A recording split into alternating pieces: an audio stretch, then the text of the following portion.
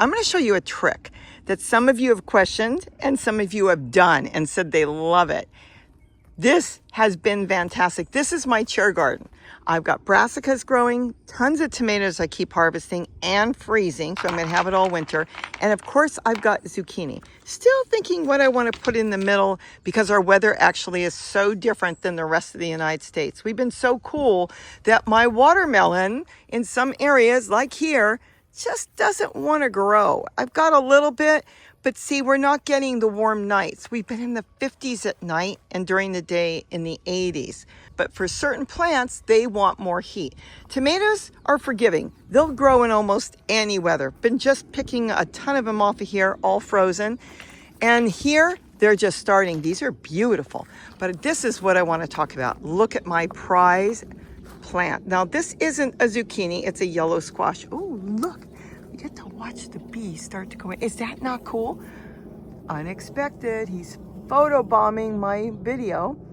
Now, if you look at this, it is an 18-gallon Sterilite tote. You can use any tote you want. Definitely have drain holes. Notice how I wrapped it in tulle. It goes below the bottom of the tote, just below. See how it's hanging? Because this way, if something jumps up, like a squirrel, or let's say a rat, it's going to snag itself on the tulle, which is a fabric. I love it. I always have my links in my description. Let me tell you that right now because so many of you can't find it. You go under the video, you'll see the title, you tap on it. Depends also if you're on a tablet or a phone. And then you'll see the word more. Once you see more, tap on that and you'll see all the few links. There's not a ton of them, but there's a few links I put in there.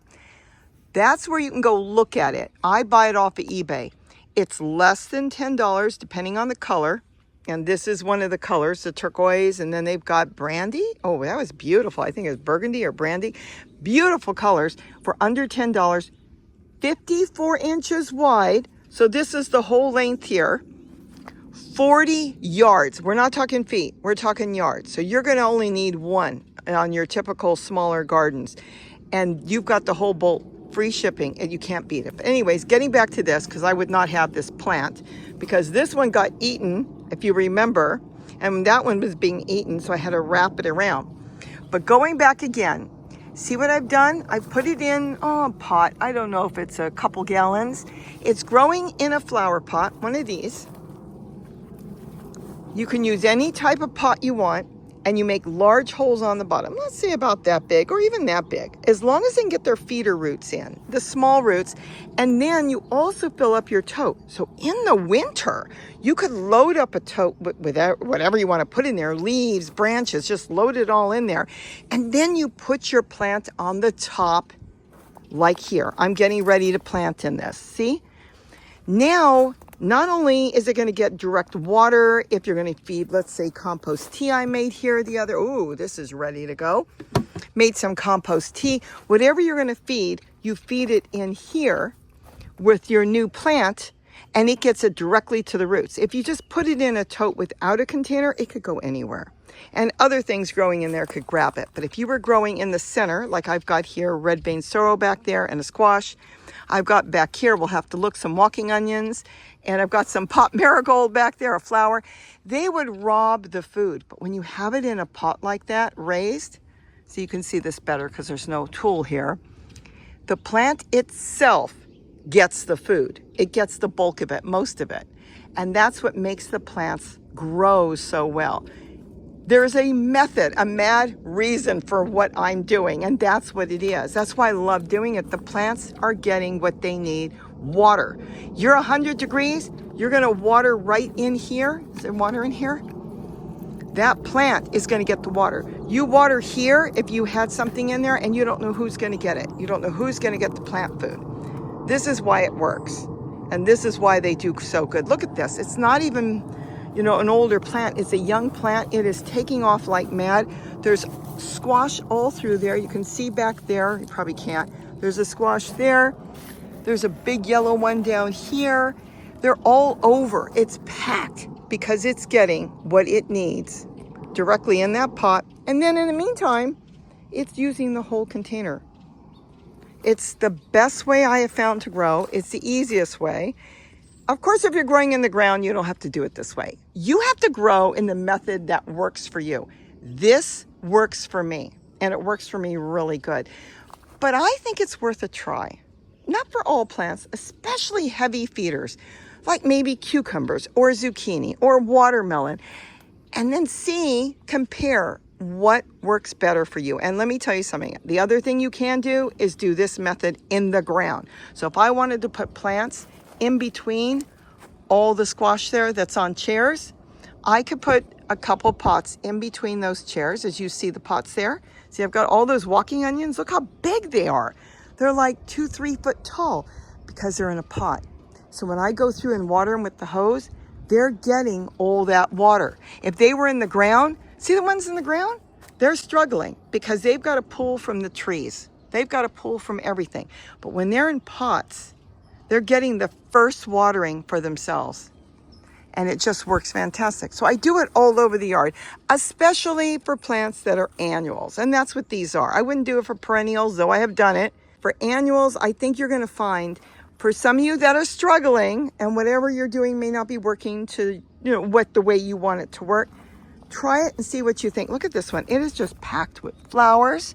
I'm breaking in here because I want you to see this. 3 weeks ago, that poor plant was decimated by that ground squirrel. He came up on the totes because there was no tool on this whole section, and you watched him eat that plant to nothing, eating all the leaves off, the flowers, and everything. Or I should say, most of the plant. Now, 3 weeks later, with the tool wrapped around it, I'm already starting to produce fruit, and the plant made a wonderful comeback. This proves without tool, I would not be able to garden. Not with the nature I've got around here. So please keep that in mind. If you've got issues with nature and squirrels, give it a try.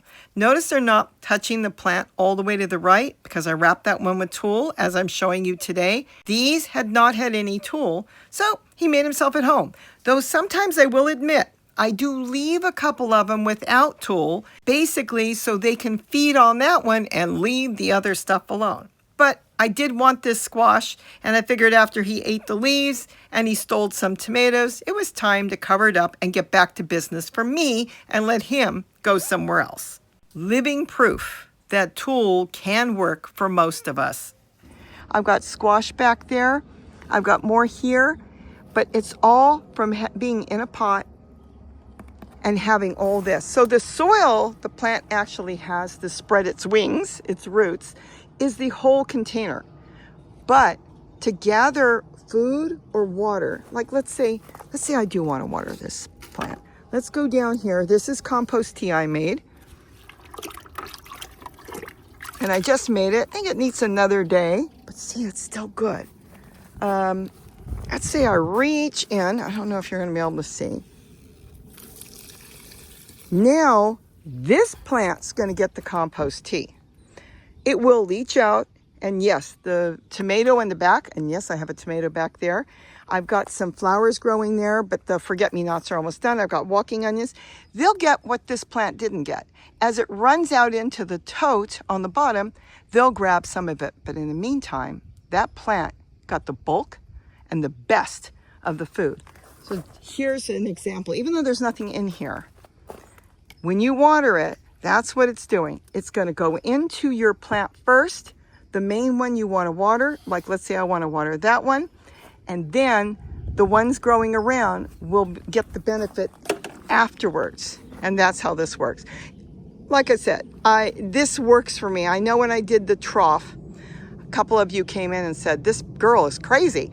Why in the world is she putting pots in a great big raised bed?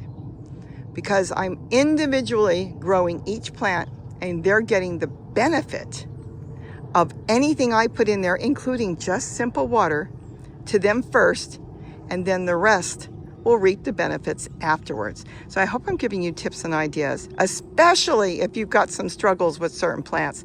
It's always worth a try if it's not working in the way you want it to work. But if it's working, don't change it. That's what I always say. Do what you're doing if it works great. So with that, have a wonderful day. And don't forget to eat what you grow. Bye-bye. Oh, can we lift this? Let's take a look. There it is. Oh, that's ready to pick. And there's a whole bunch of them on there. Let's pull this back down because we sure don't want those squirrels to get it. Cool.